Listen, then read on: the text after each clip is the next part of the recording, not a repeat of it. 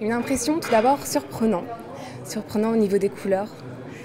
On a l'impression de voir de l'art abstrait, des matières et on dit qu'en fait c'est le paysage et c'est juste notre terre, vue du ciel et c'est juste splendide. Sur cette photo derrière là, on peut voir par exemple dans une plaque un peu rouillée qui est investie par des lichens, hein, des micro-organismes qui se sont développés. Et moi, je vois dans cette photo derrière moi des choses un petit peu comme ça, où la vie va s'accrocher à des choses qui sont inertes. Il fait partie effectivement des gens qui arrivent à capter du ciel effectivement des choses qu'on verra jamais au niveau du sol, et nous permet effectivement de se rendre compte un petit peu de comment est l'environnement, les couleurs et ce que fait l'homme par rapport au paysage. Alors certaines de ces photos me troublent, mais je ne sais pas pourquoi, c'est ça qui est curieux. C'est des formes, des couleurs, qui évoquent des choses dans la tête, mais finalement c'est difficile de définir. C'est pour ça que c'est intéressant de regarder ces photos, parce qu'on est devant et on se dit « Ah oui, ça me fait quelque chose, mais pourquoi ?» On se demande comment il a fait pour pas vouloir sauter de l'hélicoptère en fait et embrasser, tellement c'est beau à voir. Ça doit être tentant en fait. On a en tout cas envie de plonger dedans quoi. Voilà, donc, ce que j'apprécie dans ces photos, ce sont les couleurs vives, variées et des images qui associent à la fois la nature, donc un côté naturel et un côté artificiel, parce que sur chacune on voit que ce paysage, contrairement aux apparences, n'est pas naturel. Et du coup, ouais, donc nous on a vu l'expo de Nico. Moi j'ai été très touché par déjà tout ce qui est au niveau de la prise de vue et l'esthétique un peu graphique qui peut se dégager de ces photos. Et aussi, ça donne envie de se déplacer dans des grands espaces comme ça et d'y trouver une certaine sérénité que je trouve il arrive à bien reproduire dans ses prises de vue. Les tons ocre qui en ressortent, les lignes droites,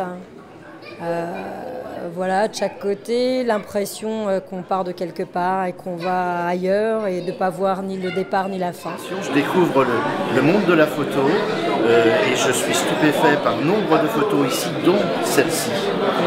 Celle-ci qui est un ensemble de couleurs d'une douceur énorme, que c'est pour moi une invitation au voyage. J'ai envie de m'immerger dans cette rivière et de la suivre au plus lointain de ce qu'elle représente. Et effectivement, je la verrai bien chez moi, c'est une merveille. Donc mes impressions sur l'expo de Nico, c'est que j'ai beaucoup apprécié la prise de vue des photos. En fait, on est plus sur un aspect graphique et artistique que juste de la photo. Donc voilà, je trouve ça très impressionnant. Ça donne envie de voir, de revoir et de continuer à faire de la photo quand on voit ça. J'ai beaucoup aimé la photo qui est derrière moi parce que je me suis interrogée sur ce qu'elle pouvait bien représenter. C'était la deuxième lecture, en y retournant, que je me suis rendu compte qu'il y avait un petit tractopelle, enfin un petit sur la photo, mais qui doit être énorme, et que j'ai pris conscience des dimensions. En fait, je me demandais à quoi correspondaient les traces que l'on voit au sol, et je pensais que c'était le vent qui avait fait comme des dunes de sable.